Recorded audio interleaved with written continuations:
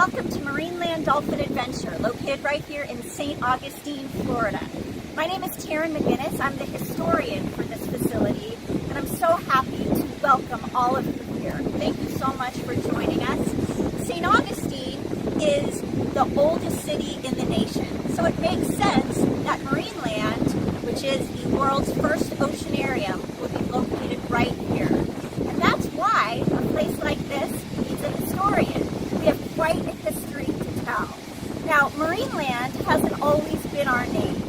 We actually opened as Marine Studios, and the reason for that is that when we were first founded by Cornelius Vanderbilt Whitney and W. Douglas Burden and Ilya Tolstoy, their vision for us was to be an underwater film studio.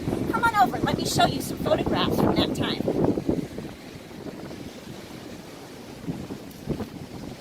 So Marine Studios was founded in 1938, and back then scuba diving hadn't been invented, and neither had underwater cameras. So there was no easy way to get underwater footage, including all the animals from the ocean, in our movies. So these founders had a dream that they could bring the sea ashore and build a giant, above-ground, 3-story tall oceanarium where they could bring all the animals from the sea to live. There would be windows located all around the perimeter of the facility so that they could film, and the footage would look exactly as if it had been filmed in the ocean. And that is exactly how we got started as Marine Studios. So, the facility was built, and that was quite a procedure all in itself. Nothing had ever been built to hold almost 1 million gallons of ocean water. The animals, the fish, the sea turtles, the sharks, and the dolphins were brought in. They were doing well. The water quality was great. The animals were very healthy. And now it was time to get down to the business of making movies. But it had taken a year to do all of this work, and the locals who lived around here were really interested in what was going on. So Marine Studios had a grand opening for the local residents, the local media, the local politicians. I thought maybe a few hundred people would show up to help celebrate this brand new establishment before they got down to the work of making movies. Well, it wasn't a few hundred people who showed up. It was almost 30,000. 20,000 actually made it in the door. 10,000 never got out of the traffic jam and were abandoning their cars in the road just to come here and see what Marine Studios was all about. Now, I mentioned before that we're frequently referred to as the world's first oceanarium. Now, there were aquariums before us, but an oceanarium is different. An oceanarium is where different species live together just as they do out in the ocean. And again, that was because if we were trying to recreate the ocean or bring the sea ashore for movie making, it really needed to look just as it does out there with all the animals living together. That was the definition of an oceanarium, and Marine Studios was the world's first oceanarium. So when those 30,000 people showed up for the grand opening, it wasn't because they wanted to watch a movie being filmed. Honestly, they wanted to see the animals. Even though St. Augustine is a coastal community and the ocean is right here, most people had never seen marine species up close. And the general relationship that the community had with the ocean was certainly one of fear. There was a sense that everything out there wanted to harm us, or maybe a sense that everything out there was good for us to eat, or that everything out there was competition and they wanted to eat the things that we wanted to eat. And either way, the relationship was really one of dominance. When people came to Marine Studios and they saw the animals up close, it was the first opportunity that they had to see these animals being beautiful, being graceful, being funny, being interactive through the windows, being moms and dads, and seeing these animals being something other than scary or a source of food.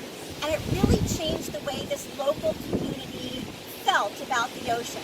So one of the things that we always say here is that Marineland really helped to guide the local community's relationship with the ocean, and then in turn, the local community really helped to guide Marineland's development.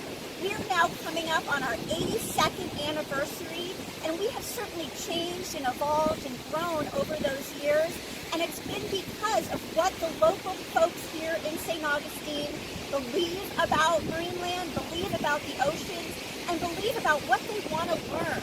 So our role here is to bring people up close, like we have been doing for over 80 years, and bringing our scientific information, our expertise, our passion, and our love to the people here, and then also out to the people in our community. It's what we do best, and it's what we are most excited about doing for the next 82 years.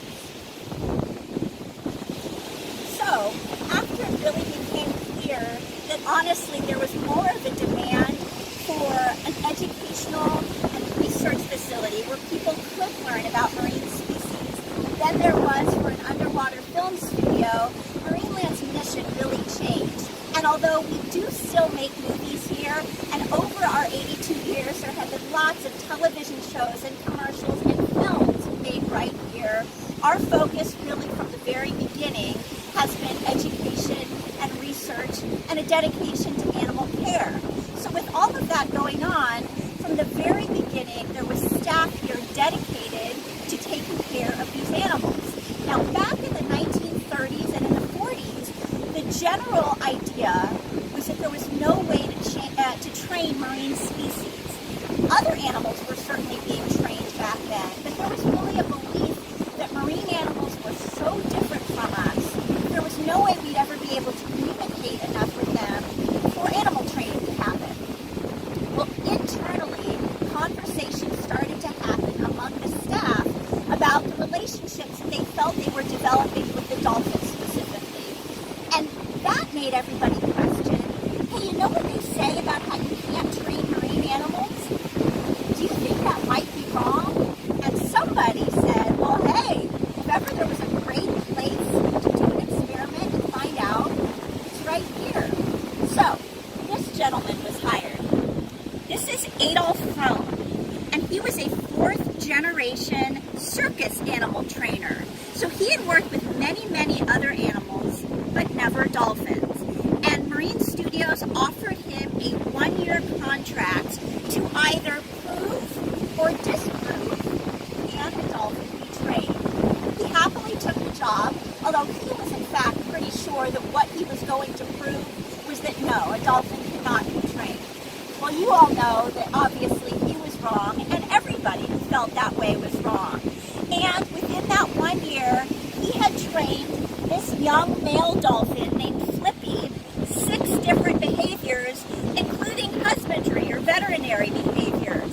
And that was really the beginning of Marine Studios' next chapter as Marineland, which was the home of the first trained dolphins, the first dolphin show. That all happened right here. So in our beautiful little seaside facility in St. Augustine, this is the first place where dolphins were ever trained.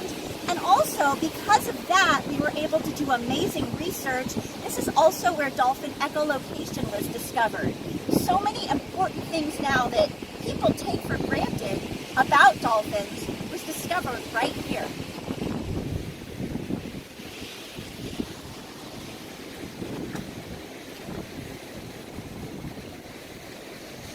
So here we are now going into Whitney Park, and Whitney Park is named after one of our founders, Cornelius Vanderbilt Whitney, right here.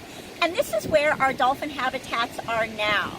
Now, back in the day, our dolphins lived in a different facility, the Dolphin Stadium, which was built when we learned to train dolphins, and the circular Oceanarium, which was the original structure here, are no longer here. But they were all located on pieces of land that are still part of our property. But we're going to go on in here now and see our dolphins.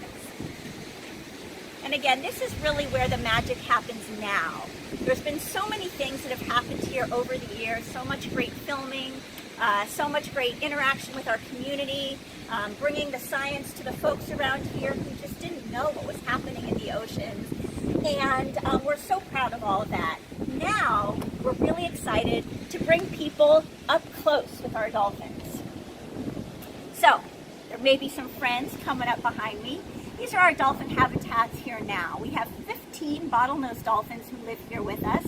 We do a whole variety of dolphin interactive programs, whether you want to get in the water shallow, in the water deep, or if you don't want to get in the water at all. There's a whole bunch of ways that you can meet our dolphins.